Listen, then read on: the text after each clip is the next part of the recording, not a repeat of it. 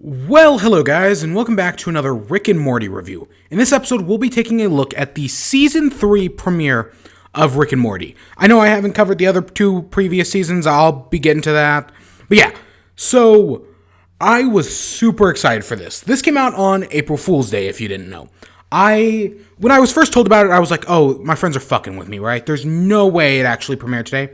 Nope. Sure enough, it premiered on Adult Swim's website. They were live streaming it all day. And then they did air it on TV later that night. That's when I actually caught it, because that's when I actually found out about it, like right before it started. But yeah, this has been long awaited after, well, did they ever give an official air date? I know there were like a bunch of delays or what might have been delays. But yeah, so let's just get right into it. So it starts off, they're at like a Shoney's, which I don't know if that is an actual restaurant or not, right? And it's, oh, Rick's broken out of jail, right? Oh yeah, you guys don't want to hear the journey of how I broke out of jail, which honestly, weirdly enough, I could see the show just completely skipping over how he broke out of jail. Very anticlimactically, but I could totally believe them doing that. That's not what they do. Because eventually he folds like Jerry up, like he asks Jerry to fold himself up 12 times and he can only do 6. Which, yeah. But then, yeah, so they're at this diner and it's basically the realization of Rick's cerebellum, because the galactic government has captured him and now they're trying to learn his keys to teleportation, right? Okay, it's simple enough. And they're trying to find out what it is, because they have to go through his memory, because he's hooked up to like a memory machine, and it will kill him. And it's like, oh, is that the day you lost her, between your favorite baseball failure moment and the day you were on 9/11? Again, this episode is really funny, but that's not what makes it good. Well, that's part of the reason why it's good, not the whole picture, though. But right, so now they have to go through a cerebellum.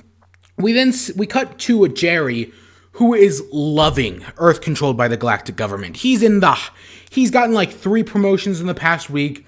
Everything is working great for him. He's actually like important, right? He's still a useless idiot and the scum of the earth, but but in this world he's kind of important, and they're all being paid in pill form.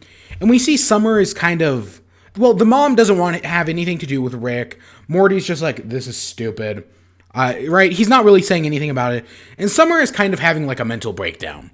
She's kind of going insane. Which, she's on the right track, as we learn later on. But yeah, she's losing it. Definitely losing it. Because, oh, Rick is her hero, right? And now that Rick's gone, she's kind of breaking apart while Morty's like, you don't want to do this, Summer. It's not worth it. But Morty gives her the idea. If you want to talk to your grandpa, here, take a shovel. He's in the backyard. And she does it. This episode is dark. Really fucking dark. That's why it's so great. Because she does go out to the backyard, dig up Rick, and get his portal gun. Holy shit. Because, again, that's the dead Rick. Because they're technically still whatever related, but not really technically based on timeline. So we cut back to Rick, and we see him go to McDonald's because he wants this Szechuan dipping sauce from McDonald's, which I have seen, because it's been a few days, right, since the episode premiered. I have seen this meme blow up everywhere. It got so big that even McDonald's themselves, well, at least on their Twitter, which, let's be honest here, it's probably run by some intern, did respond to it, right? So, the outcry we'll see for this is, oh, I wonder if they're actually going to do it. Especially because they are doing a live-action reboot of Milan, so we'll see. But eventually we follow Rick to meet Rick, and we learn how he invented the portal gun and all that, because he didn't invent the portal gun. One of the other Ricks had invented it, but that led him to invent it. It's really complicated and, well, because it's, oh, you think you're the first one to discover interdimensional travel, when in fact you're the last one. That's how it works, which I actually do kind of like that idea, right? That Rick was both the first one to discover it and not the first one to discover it. But Rick doesn't want any of it, right? I don't want this, right? He doesn't want this life, because we've seen before that Rick is the biggest Rick of them all, right? So him not actually wanting it, I was like, it's different, but interesting, right? It's an interesting take on this whole thing, right? We then cut back to Summer and Morty, who Morty's like, I'm going to show you Summers, right? After they fight off a robot, they end up in this like world that's basically been destroyed, right? There's vegetation growing everywhere, and we see Summer, Beth, and Jerry. This is Cronenberg world. This is something I was actually really happy to see again, because this show has great continuity, right? So to see Cronenberg world again was really cool, because yeah, these are the Cronenberg's people. These are actually Rick and Morty's actual family. Well, supposedly. At least it's Morty's. And this is how they're living, right? Because now they've basically taken over the world, killed a bunch of the Cronenbergs, and they've basically de-evolved into Neanderthals. They can still talk and whatnot, but they're very uncivilized. They end up smashing the portal gun. They go to capture Morty and go to kill Summer because it stinks of Rick, because they've turned on Rick, which, based on the ending of Rick Potion number 9, I don't know how much. I mean, like, I guess it makes sense, them de-evolving into stuff like this. Well, they didn't actually de-evolve, but I don't know. I don't expect them to be living in utopia, but I didn't expect this either, but it works. But eventually we do see Rick, the Council of Ricks, come in and freeze the Cronenberg family. And it's like, and Summer tells them, like, oh, our Rick's been kidnapped, right? And they're like, we're going to send in SEAL Team Rick to kill him. Okay, right? Which, oh my god, SEAL Team Rick, that's so freaking dumb. But we see Rick, and he's like, oh, we see his wife, Diane. Which, okay, so now we know what Beth's mother looks like. But they're gonna go out for like ice cream, right? And then the other dimensional Rick that came to give him interdimensional travel kills Diane and Beth, right? And then Rick uses it in their laps, right, of their death to construct the portal gun. He figures out interdimensional travel to go chase after the other Ricks, which it's actually a very fitting backstory. My one problem with it, though, is, of course, the death of Beth. That was where I was like, something's up here, because Beth is still alive, and yes, we do learn that they are in a Shoney's the entire time. They never left the restaurant, which is really funny, but I wonder how much of that is actually true, if any of it. Because, I don't know, it is a pretty tragic backstory when you think about it, but then we think back to how much Rick of an asshole Rick is, and how we've have Beth say that, oh, your father left my mother.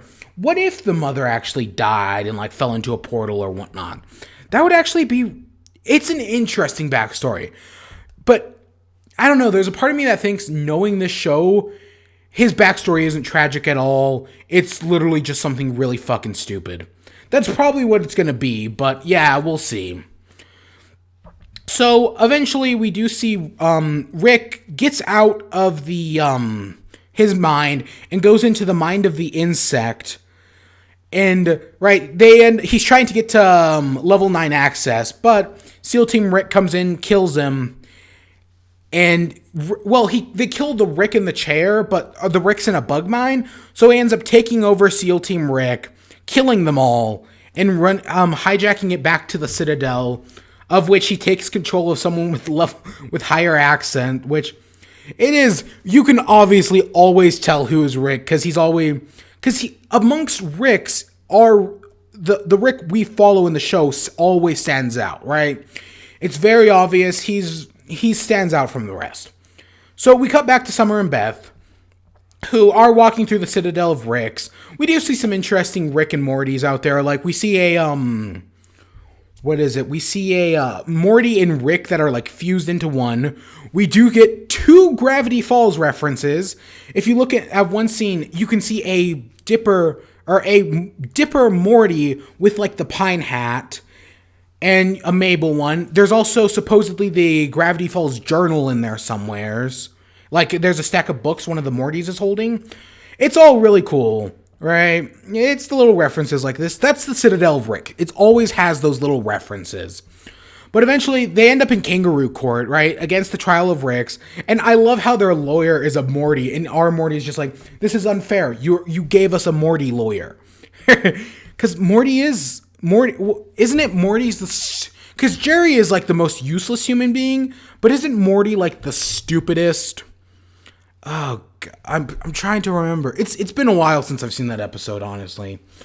But yeah, it's something like that. And then we learn that Morty isn't actually a lawyer. He's just like a monkey. But Summer's like, oh, you can't kill our Rick because he's our hero, right? He'll come back and kick all your asses. And Morty's like, you don't want him to be your hero. Once Rick comes into your life, everything you know is wrong. Right is left, up is down, short is long. You don't want this. You should want a normal life. Which, yeah, Rick's an asshole at the end of the day, but he's just done so well. So we eventually see our Rick take the Citadel, because it's constantly teleporting to evade government control. He teleports the Council of Rick's headquarters into the Citadel of the galactic government. Then we have this whole hostage eventually he breaks in. He goes to save Morty and Summer. We eventually have this whole hostage negotiation thing with Summer, how one of the Council of Ricks catches him. Morty kills Rick, but I like how when he does it, if you look right before he does it, you see on the gun, you can see the cardboard, right? You can see the detail, because it was a fake gun that was supposed to make it look like he killed Rick, but then our Rick would actually kill the evil Rick, but Morty never realized it, right? Because he's a fucking idiot. Which, you know, it's still, you can see this pent-up anger in him, how he would actually kill Rick. It probably won't come back, but it'd be interesting to see nevertheless. But, right, they end up escaping. They end up getting level 9 access, because, like, all the criminals in the Citadel end up breaking free. And he's like, I'm going to topple the government. And they create these big, elaborate schemes. But nope, all he does is he goes into the computer and changes a 1 to a 0. This is actually, and yes, it does work. It does topple the galactic government, because now nobody's paying each other. It seems very simple, but weirdly enough, I can believe it. I could believe changing a 1 to a 0 would topple an entire government. Because if nobody's paying anybody else, then everything will just evolve into anarchy. It's really simple it is really simple, but when you think about it, it makes sense. It adds up. But we eventually we see on Earth, right, Jerry's a little puss running away. And the humans rise up from the sewers and go out and start killing the aliens, right? A humans resistant rises up because the galactic government has fallen. And Rick does enter back into their lives, right? He saves the kids. And it's like, oh, it's great, right? And Beth and Jerry are like, we'll never be apart again. And then Jerry's like, it's either me or him. Oh, shit. Right? This is no shit. Right? They're getting a divorce. And it was like, okay, so we're getting some changes, right? But then we get Rick's reasoning for this. This is where I was originally going to do one of my off-the-cuff episodes, right? Where I just went in, no notes, just talking about like what I was going to talk about. But it was at this moment, well, this and a few complications earlier on, that I realized I can't do that with this one. This one is way too complicated, and I need to recount this in full. So what happens is Rick basically says, your dad tried to turn me into the government. He crossed me. So I got rid of your dad and I got rid of the government. Don't fuck with me. Right? He toppled the government just because they were getting in the way. He has now become the patriarchy of the family. And if Morty tries to deny it, tell them the truth. Nope. They're gonna take his side because Beth never wants to leave him. And Summer looks up to Rick as a hero. Morty is fucked. Like, holy shit. And they're like, this is going to be the dark season, Morty. Things are getting dark from here on out. And I believe it. Holy shit. I did not see this coming. Holy shit. And then we reveal Rick's true motive. He wants that Szechuan Mulan sauce. That's his whole deal. That's exactly why he's doing it. Even if it takes 9 more seasons, 97 years, he will get that Szechuan dipping sauce back. That's his goal. It's so fucking stupid, and yet I can 100% believe it, right? And I've seen the theory floating around that the reason why he's always drooling is because he's always wants that Mulan dipping sauce. And that's where it ends. Holy shit, I cannot wait for more. I want the show to come back. It did get announced at the end that it will be coming back in summer later this year. I cannot wait. Really, it's going to be cool. But that's not it. Of course, there's always the end credit scene. I didn't see this the first time I watched it. But we see Tammy was her name, right? The one who married Bird Person. We see that she has brought Bird Person back to life as like a robot, calling him Phoenix Person. And they ride off, and that's where it ends. Again, I just want it to come back already. This was so cool. I cannot wait for more. But who knows when that'll happen? Well, summer. But like, who knows how long into summer? But yeah, just go check it out. I hope you all enjoyed. Stay tuned for more. Until next time, peace.